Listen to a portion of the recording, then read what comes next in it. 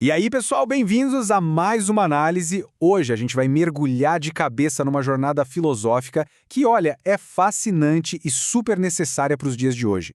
Sabe, a gente vai bater um papo sobre inteligência artificial, essa avalanche infinita de dados que cerca a gente o tempo todo e, principalmente, o que é que faz a humanidade ser única e totalmente insubstituível nessa nova era tech. Pensa só um pouquinho em como a nossa relação com a informação virou de cabeça para baixo nesses últimos anos. É literalmente essa transformação radical que a gente vai desbravar juntos agora. Bora lá? Bom, para começar, dá uma olhada nisso. A inteligência artificial não é inteligente. Eu sei, parece um baita de um paradoxo, né?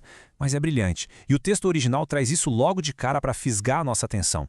O argumento aqui faz total sentido. No fundo, a máquina é só um eco vazio quando a gente para pensar no que é a verdadeira inteligência. Afinal, as máquinas não têm aquela bagagem emocional, aquele sentir que basicamente define a nossa existência, sabe? Então, vamos para a nossa primeira parte. O fim do conhecimento, o colapso dos dados. Para a gente entender o peso gigantesco desse tal colapso, a gente precisa olhar para trás e ver como a humanidade sempre mediu o seu próprio poder.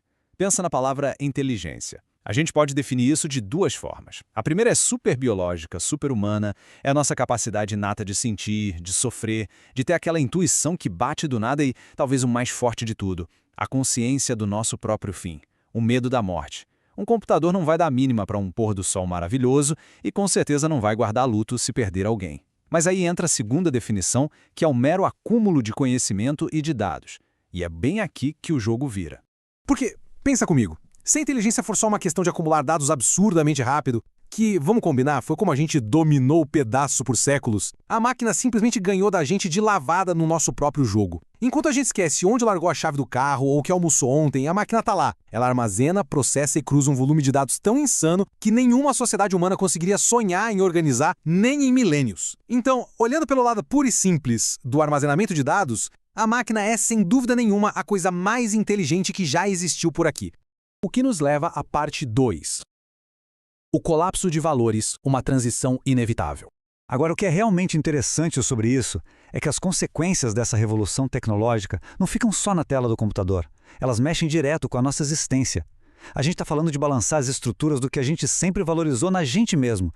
Ter todo o conhecimento democratizado pela inteligência artificial é um marco civilizatório irreversível. Olha, por muitos e muitos séculos, o nosso valor na sociedade, na academia e no trabalho era medido pelo que a gente sabia de cor, pelas enciclopédias que a gente guardava na cabeça. Só que as máquinas tomaram esse espaço de assalto. Então estamos vivendo literalmente o colapso e o fim de uma era. O nosso valor não é mais medido por reter informação. E não tem caminho de volta, viu? E aí, no meio desse baita choque de realidade, aparece essa pergunta que não quer calar. Como a gente já terceirizou o acúmulo exaustivo de dados e a competição técnica para as máquinas, a gente acaba meio que imprensado contra a parede da nossa própria essência. A tecnologia criou o que o texto chama de uma sobra histórica. Fique em silêncio um segundinho pensando nisso. O que a gente vai fazer com todo esse tempo livre que foi devolvido para a gente? Essa é a urgência que a gente precisa internalizar a partir de agora. Seguindo em frente, vamos para a parte 3. O arquivo e a vida. A essência humana. E olha, isso ilustra brilhantemente o ponto central da nossa análise. Ao invés da gente ficar paralisado achando que é uma ameaça existencial, essa é uma oportunidade maravilhosa e super libertadora para focar no que a gente é de verdade. De um lado, a gente tem o arquivo digital. É infinito, mastiga terabyte por segundo, mas no fundo são só ecos vazios.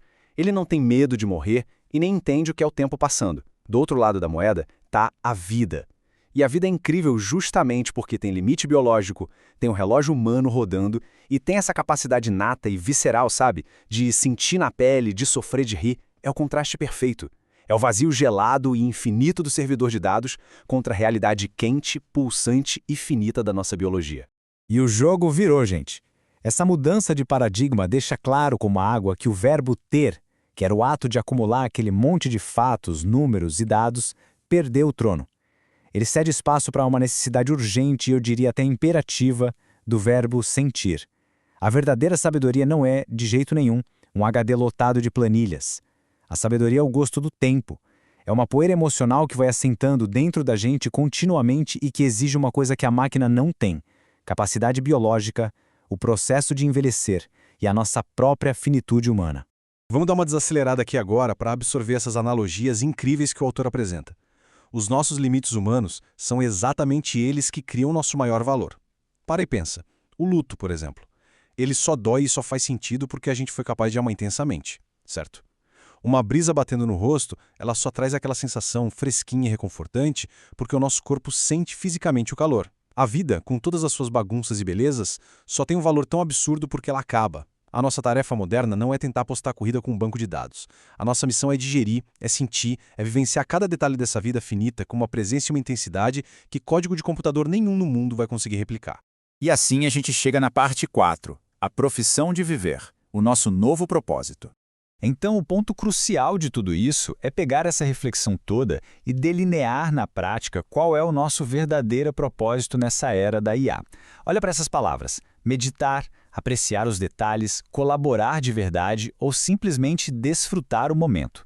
Durante muito tempo, a velha sociedade de consumo ensinou para a gente de um jeito bem torto que fazer tudo isso era inútil, né? Porque não acumulava capital nem dados.